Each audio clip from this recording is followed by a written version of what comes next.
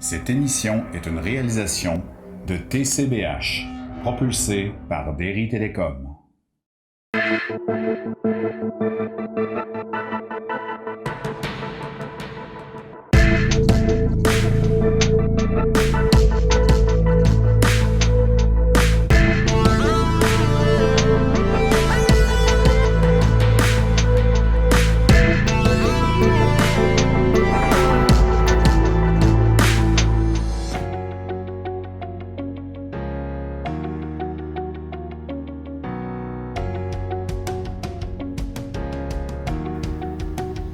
Salut tout le monde!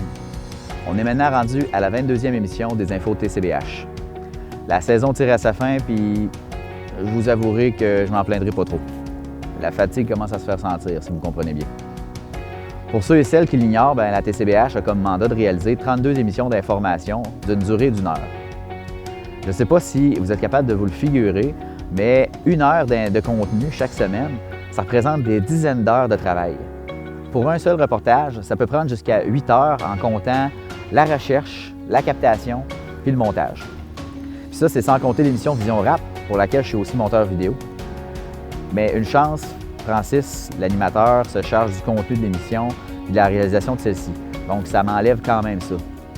Mais Francis fait tout ça bénévolement au travers de ses heures de travail. Puis c'est pourquoi il m'a annoncé tout récemment que ce serait la dernière saison de son émission. D'ailleurs, le dernier épisode devrait sortir cette semaine, en temps normal. J'en profite donc pour féliciter Francis puis le remercier du temps qu'il a donné à la TCBH comme animateur. Je trouve que ça a franchement rajeuni le public de la télé communautaire. Et pour ma part, j'en suis franchement reconnaissant. Vous comprendrez donc qu'au travers des centaines d'heures que je peux faire à l'année pour la télé, le temps que je passe au refuge du Havre de la Faune comme bénévole, ça me permet de me ressourcer. Être dans la nature, puis d'avoir un contact privilégié avec les animaux sauvages, ça me permet au quotidien de décrocher de mon ordinateur, puis du monde médiatique. C'est important, je trouve, de pouvoir aller chercher un contrepoids au travail qu'on fait. Si vous n'avez pas encore eu la chance de vous permettre de prendre du temps pour vous au quotidien, je vous le prescris. Vous avez le droit à ça.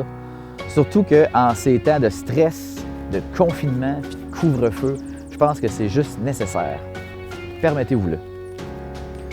Sur ce conseil judicieux, cette semaine, aux Infos TCBH, une entrevue avec Marianne Goulet de Logiaide des Basques, la 12e chronique du maire avec Jean-Pierre Rioux, le premier départ 2021 de la traverse Trois-Pistoles Les Escoumins et un point de presse virtuel de Cosmos Bas-Saint-Laurent. On commence d'ailleurs avec l'entrevue que j'ai réalisée avec Marianne Goulet, la directrice de Logiaide des Basques. Son équipe m'a contacté plus tôt pour réaliser une vidéo pour remercier l'ensemble des préposés d'aide à domicile qui travaillent chez eux dans le cadre de la Journée nationale des préposés d'aide à domicile qui se tiendra le 26 mai. Bon visionnement!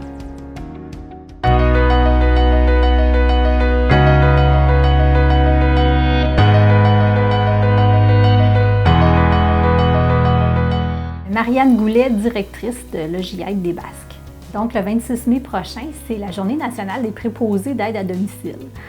C'est l'occasion pour nous de reconnaître le travail essentiel que font nos préposés de Logiaide partout dans la MRC des Basques. C'est une trentaine de préposés qui travaillent au maintien à domicile des personnes en perte d'autonomie ou qui ont des limitations fonctionnelles. On souhaite vraiment les remercier cette année pour le travail exceptionnel qu'ils ont fait. Avec la crise sanitaire, on le sait, c'est pas facile de faire le travail là, avec toutes les mesures qui s'imposent. Mais on veut vraiment souligner leur travail qui a été fait cette année. Nos préposés ont fait preuve d'une grande capacité d'adaptation, ont été là pour les personnes, ont contré l'isolement. Le travail de préposé, ça consiste à donner des services d'aide domestique, donc faire de l'entretien ménager, de la préparation de repas, du lavage. On peut aussi, il y a des préposés qui offrent un service de répit, donc qui prennent soin d'une personne là, pendant que l'aidant là, va faire d'autres occupations, par exemple des loisirs. Les préposés aussi offrent des services d'assistance personnelle, c'est des soins, donc des soins d'hygiène, de l'aide à l'habillement, des choses comme ça. Donc, au nom du conseil d'administration et de toute l'équipe ici du personnel administratif, on veut les remercier là, pour leur travail, puis leur dire un beau bravo aussi d'avoir été au rendez-vous, puis d'avoir travaillé fort là, cette année pour aider les personnes qui en ont besoin. Ça va faire bientôt 1 an que la Maison Martin-Matt a accueilli ses premiers locataires. Donc, je voudrais aussi souligner le travail des employés à la Maison Martin-Matt. En fait, le GIAID est vraiment là pour le personnel. Donc, c'est nous qui assumons l'embauche, l'encadrement, la gestion du personnel. On a une quinzaine de personnes qui travaillent là, qui se relaient 24/7.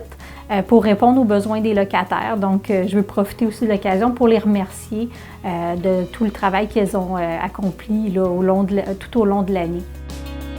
On a déménagé le 18 mai dernier. On est maintenant dans nos nouveaux locaux, donc vous pouvez voir, c'est les anciens locaux de PM Terroir qui sont situés là, au 2e étage des Galeries Trois-Pistoles. Donc, on n'a pas changé d'adresse, on a les mêmes coordonnées, mais simplement que là, on est à l'étage. Donc, on a un plus grand local, on est très contents. Ça va nous permettre là, éventuellement d'offrir plus de services. Avec notre équipe en gériatrie sociale notamment, là, on compte là, développer de nouveaux services. Donc, c'est pour ça qu'on a changé de lieu là, pour notre local.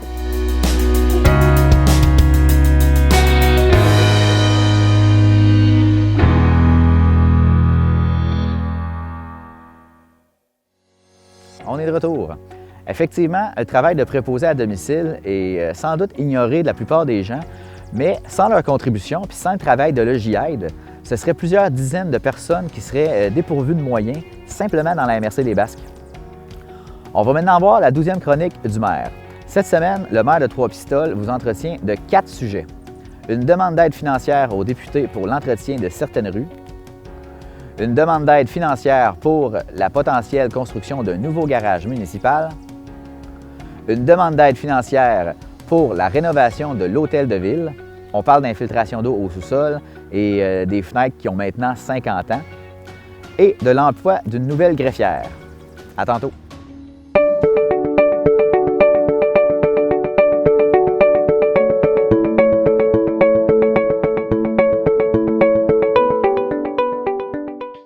Alors, bienvenue encore à cette chronique du maire de Trois-Pistoles qui s'adresse à nos citoyens, mais à tous ceux qui sont les auditeurs de la télé communautaire des Basques. Alors, il y a 4 petits sujets aujourd'hui. Mon premier serait une demande d'aide financière dans le cadre de la voirie locale qu'on demande aux députés. Vous savez, les députés ont comme des budgets discrétionnaires depuis toujours, ça. Et puis, il y a une enveloppe aussi qui est dédiée à une aide financière aux municipalités qui en font la demande pour des projets de restauration de rues, d'asphaltage, des bouts d'asphalte, si vous voulez. C'est pas d'hier que ça se passe comme ça, et c'est une habitude qui est très aidante pour les milieux comme le nôtre. Fait que la ville de Trois-Pistoles, nous, il y a des rues, vous savez, les rues ne sont pas parfaites partout. Il y en a des neuves, mais il y en a aussi des moins belles.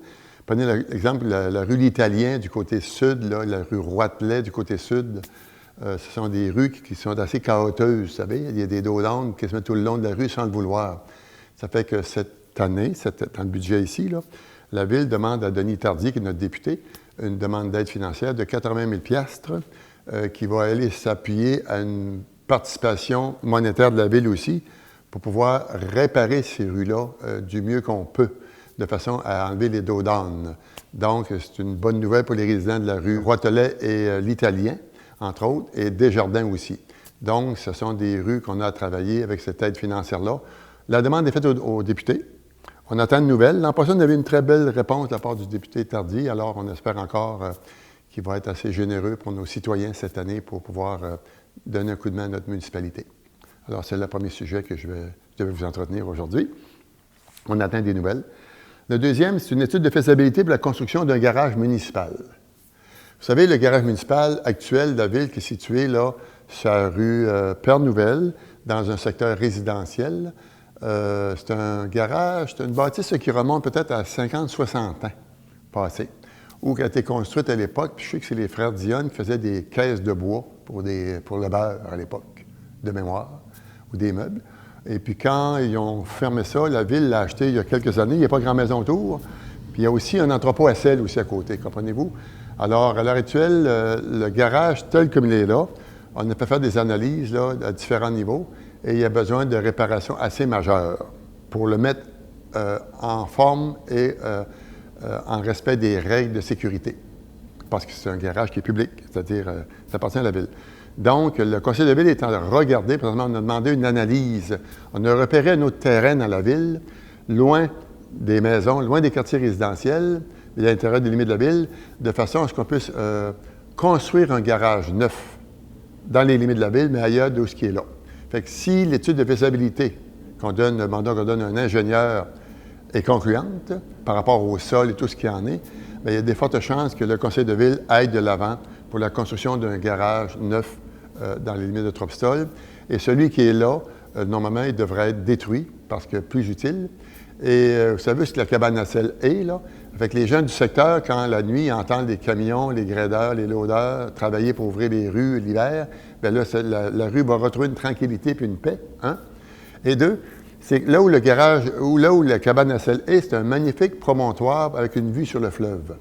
Alors, le conseil de ville pense déménager son garage à sel aussi et d'en faire un parc, là, avec des bancs et peut-être des éléments d'aménagement pour pouvoir que les familles puissent y aller, s'asseoir, même aller voir des couchers de soleil. Il y en a plusieurs qui vont au quai, mais la côte est difficile à remonter pour certains. Mais là, ici, avec les résidences personnes âgées et autres, les gens pourront s'asseoir là et observer les couchers de soleil à partir de cet espace-là. Donc, on va, en bon canadien, remmieuter ce secteur-là de façon à ce que les gens puissent avoir une belle qualité de vie. Alors, c'est un projet qui est dans l'air, qui est en processus.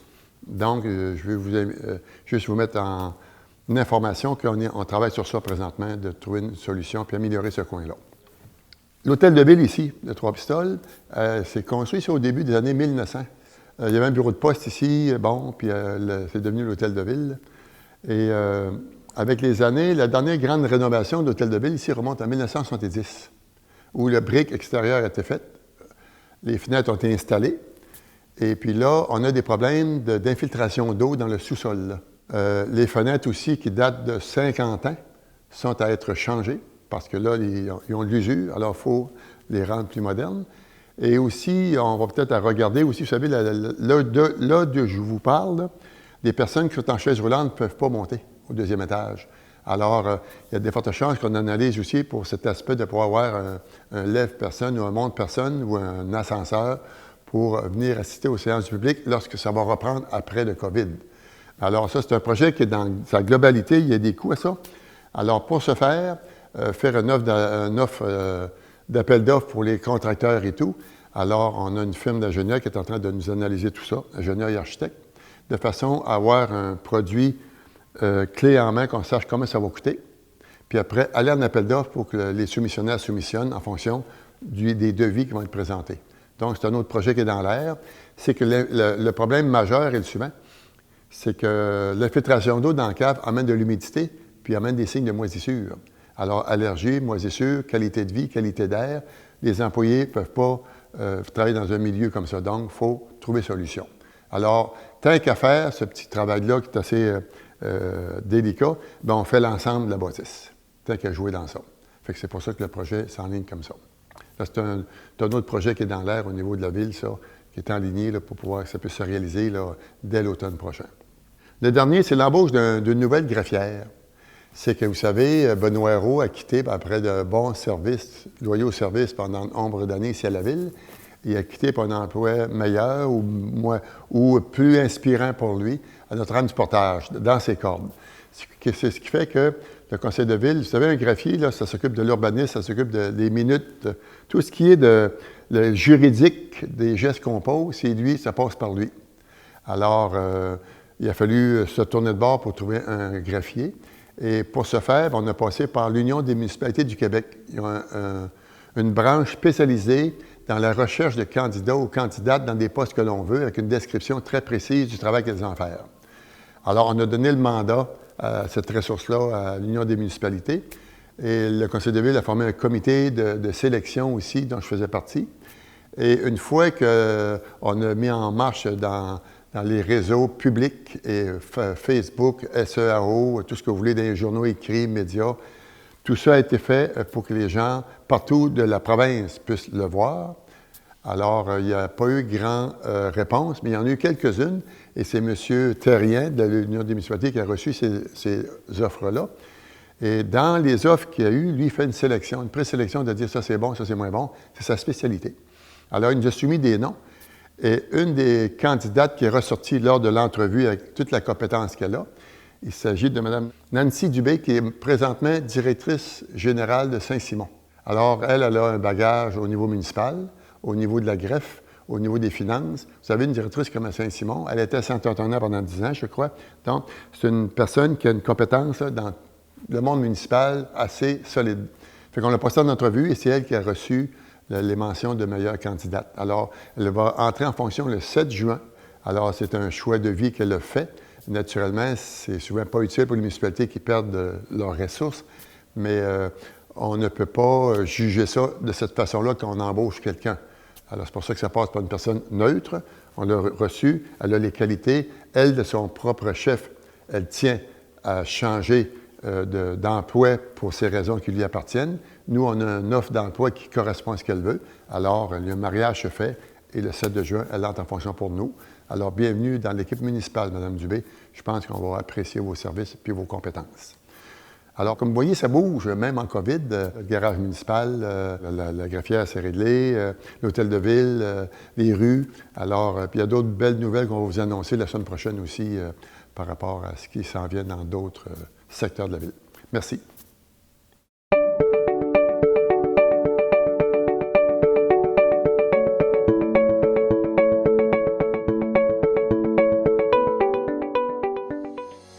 J'espère que les informations que M. Rioux vous ont partagées vous auront permis d'en apprendre un peu plus sur le monde municipal pistolois. On va maintenant regarder un reportage que Luc, notre nouvelle recrue, a tourné. Il s'agit du départ de l'Héritage 1, le traversier de la traverse Trois-Pistoles-les-Escoumins. M. Rioux, dans sa dernière chronique du maire, en avait parlé un peu. Après 18 mois d'absence, il était enfin de retour et cette semaine, Luc a pu assister au départ d'une nouvelle saison. Après ces images, on prend une pause. À tantôt.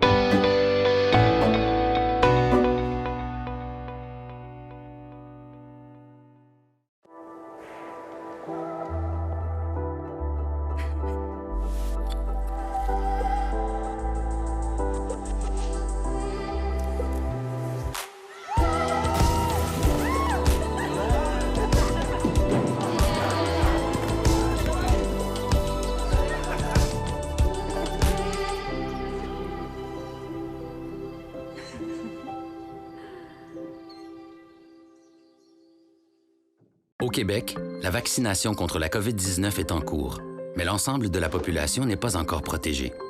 Même vacciné, il est important de continuer d'appliquer les mesures sanitaires, comme maintenir la distanciation physique, porter un masque et se laver les mains. En cas de symptômes, il faut passer un test et respecter les consignes d'isolement. Découvrez les mesures mises en place au québec.ca/coronavirus. Respectons les règles, tout le temps, sans exception. Depuis plus d'1 an, le gouvernement négocie avec les syndicats pour renouveler les conventions collectives de ses employés. Concrètement, en santé, le gouvernement propose l'ajout de 14 000 postes, incluant 3 500 infirmières, des postes principalement occupés par des femmes. Il propose aussi une augmentation de 23 % de la rémunération des préposés en CHSLD et des augmentations importantes des primes de nuit, de soir et de fin de semaine pour les infirmières. Tout le monde gagne à s'entendre maintenant. Depuis plus d'1 an, le gouvernement négocie avec les syndicats pour renouveler les conventions collectives de ses employés. En plus des offres visant à améliorer de façon prioritaire les conditions de travail dans les réseaux de la santé et de l'éducation, le gouvernement propose une bonification de la rémunération de 8 % sur 3 ans pour l'ensemble des employés de l'État. Des offres raisonnables et de meilleurs services publics pour mieux servir les Québécois. Tout le monde gagne à s'entendre maintenant. Depuis plus d'1 an, le gouvernement négocie avec les syndicats pour renouveler les conventions collectives de ses employés. Concrètement, en éducation, le gouvernement propose une augmentation historique de 18 % de la rémunération des enseignants au primaire et au secondaire dès leur entrée en fonction, des postes principalement occupés par des femmes. Il propose aussi l'ajout de professionnels pour appuyer les élèves en difficulté et la valorisation de la profession des enseignants en leur accordant une plus grande autonomie. Tout le monde gagne à s'entendre maintenant.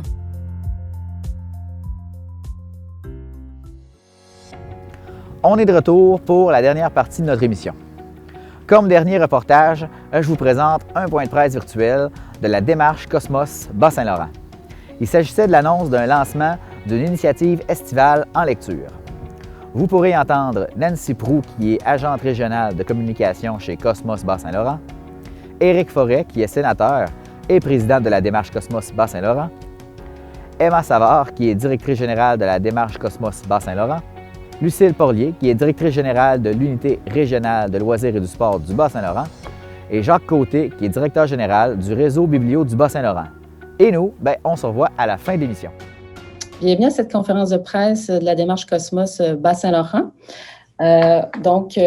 Prendront la parole ce matin M. Éric Forêt, sénateur et président de la démarche Cosmos. Ensuite, Mme Savard, Mme Emma Savard, directrice générale de la démarche Cosmos. Ensuite, Mme Lucille Porlier, directrice générale de l'Unité régionale de loisirs et de sport. Et par la suite, M. Jacques Côté, qui est directeur général du réseau Biblio. Alors, sans plus tarder, M. Forêt, on vous écoute. Donc, c'est avec beaucoup de plaisir que je suis ici de vous retrouver. Malheureusement, on n'est pas en présentiel. Donc, au nom de la démarche Cosmos et des partenaires engagés dans le projet que nous annonçons ce matin, c'est avec fierté et enthousiasme que nous présentons l'initiative Plaisir de lire en 4 jours. Il s'agit d'une offre d'animation littéraire qui sera proposée, vous l'aurez compris, à l'ensemble, j'insiste, c'est à l'ensemble des enfants des 4 jours du Bas-Saint-Laurent, grâce à l'expertise du réseau Biblio, qu'on est tellement content d'avoir comme partenaire, de l'Unité régionale loisirs et sport qui a une forte expertise dans le domaine des 4 jours, et s'ajoute à cette collaboration extraordinaire les municipalités et plusieurs partenaires de Cosmos dans les 8 MRC du Bas-Saint-Laurent. Un des objectifs de Plaisir de lire en 4 jours est de contribuer à favoriser le maintien des acquis scolaires pour les jeunes. On sait que ça a été une année excessivement difficile pour nos jeunes. Donc, cette initiative permet de créer un pont agréable et de maintenir les acquis scolaires pour nos jeunes. Nos activités en lien avec les livres seront bien sûr ludiques, car cet été, le mot d'ordre est de s'amuser. Donc, apprendre en s'amusant, c'est peut-être le meilleur contexte qu'on peut offrir à notre jeunesse dans cet été 2021. Notre annonce s'inscrit au plan de relance pour la réussite éducative, l'éducation au-delà de la pandémie, annoncé le 6 mai dernier par le ministre de l'Éducation et de l'Enseignement supérieur, M. Jean-François Roberge, et la ministre déléguée à l'Éducation, Mme Isabelle Charret. D'ailleurs, dans notre communiqué de presse, j'avais une citation de M. Roberge. Ce plan inclut un partenariat avec le réseau des instances en persévérance scolaire, dont Cosmos Bas-Saint-Laurent, pour la mise en place d'activités de lecture en période estivale. C'est ainsi que notre démarche de concertation reçoit une somme de plus de 100 000 $, donc 100 816 $, pour la mise en œuvre de Plaisir de lire en 4 jours. J'ajoute que nous bénéficierons d'une aide similaire à l'été 2022, alors que nous pourrons poursuivre et bonifier notre offre d'animation en lecture. Aujourd'hui, je salue ce soutien du gouvernement ainsi que cette reconnaissance de notre expertise pour nous mobiliser rapidement à la faveur des jeunes et des familles de notre région. Je dirais que nous avons répondu avec cœur et enthousiasme à l'appel du ministre Roberge pour créer une initiative adaptée à nos communautés et dont les détails vous seront présentés dans quelques minutes. Je remercie toutes les personnes qui se sont impliquées de près et de loin dans cette belle aventure et qui travaillent fort pour en assurer une réalisation et surtout assurer que nos jeunes puissent bénéficier de cette activité fort intéressante pour l'été. On le sait, la littératie est un facteur fondamental de réussite éducative. Notre ambition est d'offrir les meilleures conditions pour soutenir la persévérance scolaire des jeunes afin qu'ils aient une chance égale. Et c'est le principe même de Cosmos, de fournir une chance égale, de s'épanouir et que tous nos jeunes puissent développer leur plein potentiel. Sur ce, je laisse maintenant la parole à Mme Emma Savard, directrice générale de Cosmos. Et merci beaucoup. Merci, M. Forêt. Merci aux médias qui sont présents avec nous ce matin, en journée d'été, je pense qu'on pourrait dire. Donc, parler de la période estivale, ça me semble tout à fait à propos ce matin. Donc, comme M. Forêt vient de le dire, l'initiative présentée ce matin, Plaisir de lire en 4 jours, a rapidement été conçue et attachée avec nos partenaires grâce à un nouveau soutien financier du ministre de l'Éducation dans le plan de relance pour la réussite éducative, l'éducation au-delà de la pandémie. Dans les derniers mois, plusieurs experts en éducation, dont Égide Royer, par exemple, qui est bien connu, ont fait entendre leurs préoccupations quant aux difficultés scolaires des enfants liées au contexte de pandémie. Et ils ont nommé l'importance de mettre en place des moyens pour éviter que cette situation soit davantage aggravée cet été avec ce qu'on appelle le phénomène de la glissade d'été.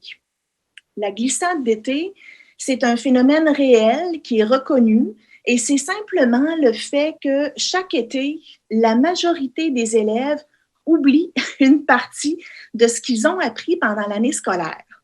C'est comme ça à chaque été. Mais cette perte d'acquis-là n'est pas égale chez tous les élèves. En fait, ceux qui n'ont pas accès aux livres pendant le congé estival reviennent à l'école à l'automne avec un retard plus important par rapport à leur père. Donc, ça crée un écart qui s'accentue.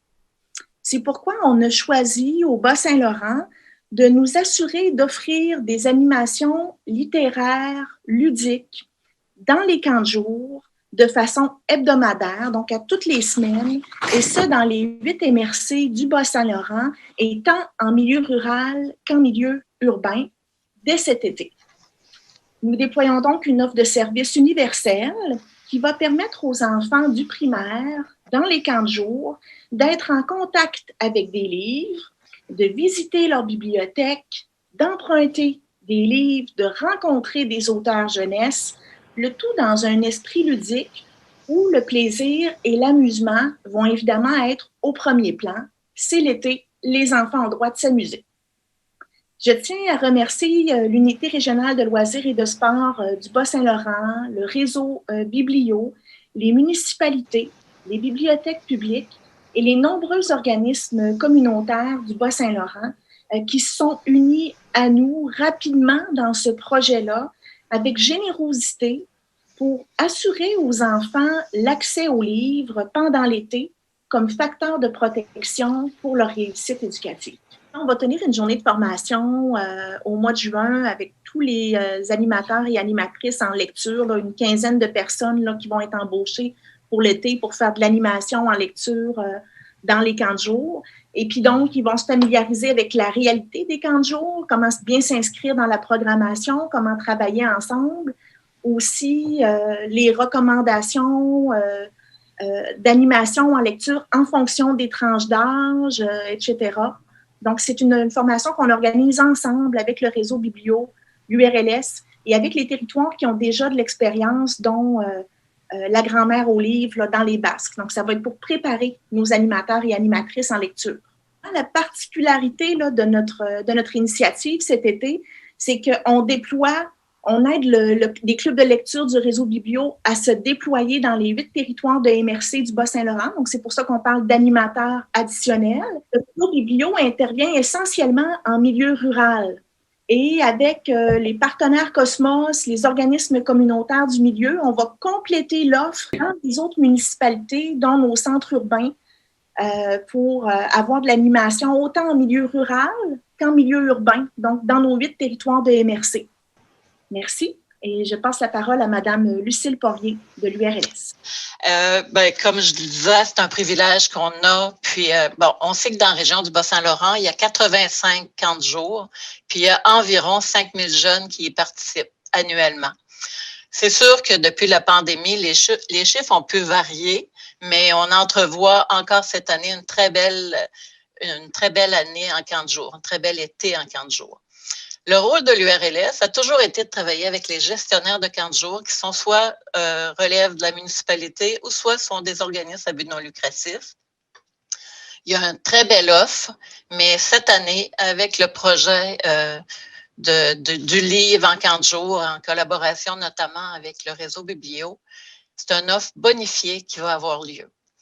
On sait qu'au cours des dernières années, il y a déjà des initiatives qui avaient été faites dans certains territoires de MRC et, par exemple, dans les Basques et dans Rimouski-Neigette. Le privilège cette année que ça soit offert à l'ensemble des camps de jour du Bas-Saint-Laurent.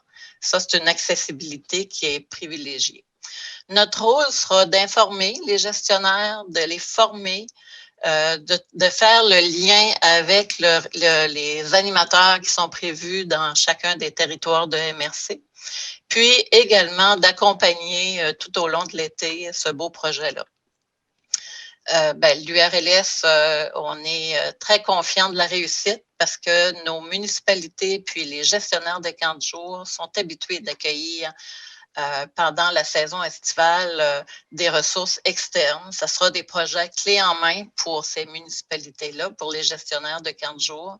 Et déjà, on entrevoit des plages disponibles pour que les ressources qui vont animer dans les camps de jour, le livre, il y a des plages qui sont déjà disponibles dans la programmation des municipalités puis des comités de loisirs qui sont nos gestionnaires. Et moi, je pense qu'il y a un bel engouement pour les camps de jeunes dans la région du Bas-Saint-Laurent. Puis nous, d'ailleurs, cet été, à la fin de l'été, on va faire le décompte du nombre de jeunes, du nombre de camps de jour qui auront été organisés au cours de l'été 2021. Fait que c'est des chiffres précis qui pourront vous être acheminés après la saison estivale. Mais actuellement, je pense qu'on peut penser que le 5000 jeunes devrait être atteint. Puis, et le 85 camps de jour, c'est ce qu'on véhicule actuellement, là. Fait qu'on est très fiers de notre région.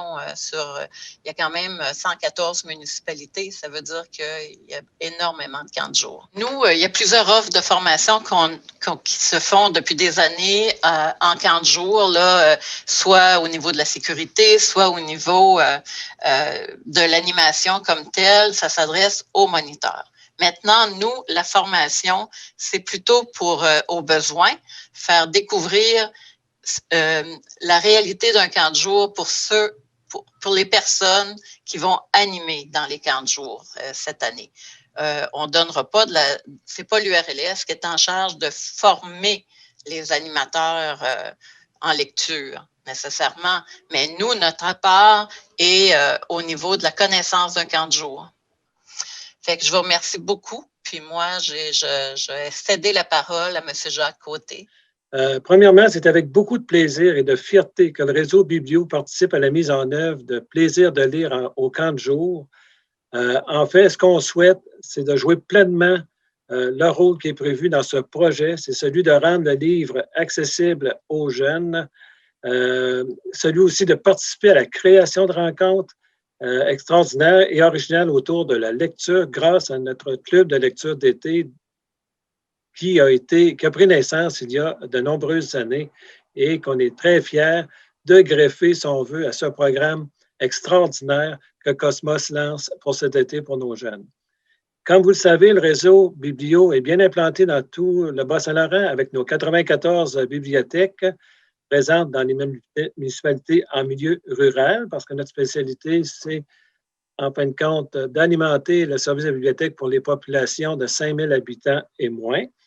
Alors, pour assurer le développement de notre réseau de bibliothèques, nous développons des partenariats privilégiés dans les communautés. Et notre adhésion à la démarche Cosmos est de plus haute importance pour nous depuis plusieurs années parce que nous y croyons énormément et toutes les alliances qui existent autour, qui se greffent autour de ce programme nous intéressent encore de plus en plus. Et tout ça, c'est dans le but de développer nos jeunes qui représentent évidemment notre avenir et qui conduit par la suite à l'épanouissement familial. Il était aussi tout naturel pour nous d'embarquer dans ce projet d'animation en lecture estivale parce qu'en fin de compte, ça fait comme un pont entre la fin de l'année scolaire et le début de l'année scolaire qui s'en vient. En termes clairs, nous gardons en santé les neurones de nos jeunes au niveau de la lecture. Alors, avec plaisir de lire au camp de jour, nous sommes heureux d'embaucher 5 animateurs additionnels qui permettront à profit notre club de lecture d'été des Jardins, déjà bien connu des jeunes. Le thème cette année est la forêt enchantée. Alors, ça se prête bien. Les jeunes vont explorer des choses inédites en milieu forestier par la lecture. Ces animateurs-là auront, entre autres, le rôle d'animer des ateliers et de servir aussi de lien entre la bibliothèque municipale et les jeunes qui pourront emprunter des livres tout au cours de l'été. L'une des retombées escomptées dans notre participation est bien sûr de stimuler le goût pour la lecture des livres, de faire en sorte qu'encore plus de jeunes liront des livres qu'ils auront choisis avec enthousiasme et dans lesquels ils auront le goût de s'évader. Avec plaisir de lire au camp de jour, nous contribuerons, avec d'autres initiatives déjà en place, à semer un intérêt dès que tout jeune âge pour la lecture, un outil extraordinaire d'épanouissement et de développement dès l'enfance. En terminant, je souhaite témoigner de notre grande satisfaction de partie prenante de cette collaboration intersectorielle pour les jeunes de la région et surtout de souligner le travail extraordinaire et colossal de toute l'équipe Cosmos impliquée dans ce dossier. Nous, on les voit de façon régulière à l'œuvre, ces gens-là. Souvent, on n'a pas connaissance de ce qu'ils font. C'est comme une zone cachée, si on veut. Mais je tiens à témoigner que je suis tout à fait ravi de voir ce beau déploiement et surtout de ce beau ralliement qui regroupe diverses expertises. Je pense à Lucille, tout ça, entre autres, qui va mener à bien l'intérêt de nos jeunes pour la lecture. Concernant le club de lecture d'été des Jardins, qui existe depuis plusieurs années, il y avait de l'accompagnement avec des animatrices qui se faisaient dans certains secteurs du Bas-Saint-Laurent. Parce que vous savez, le territoire est immense.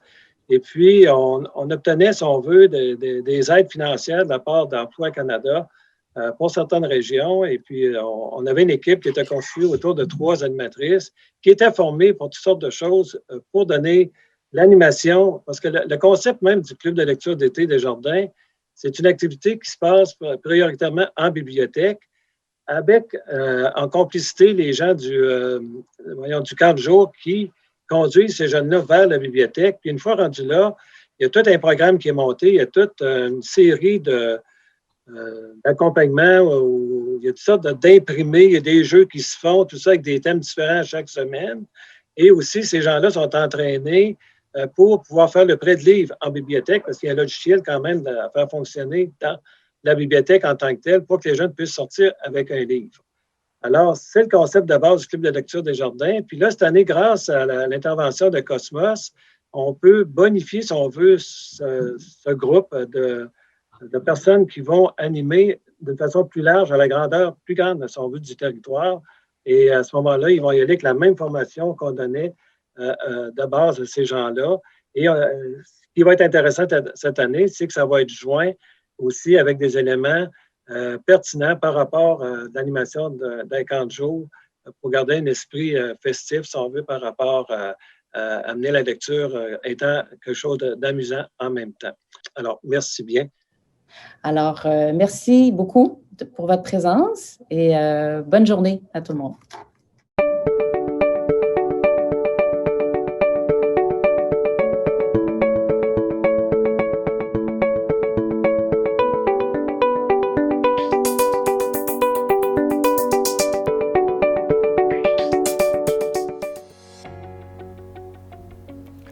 C'est tout pour moi cette semaine. Si vous avez des questions ou des commentaires au sujet des reportages présentés, une seule adresse à retenir, tcbh.tv.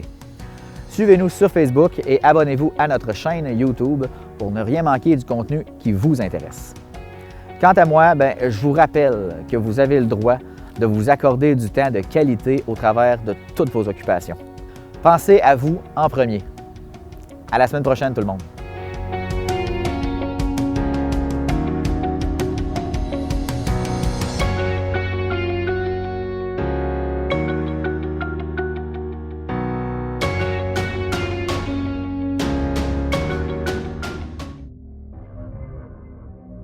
Cette émission est une réalisation de TCBH, propulsée par Derry Télécom.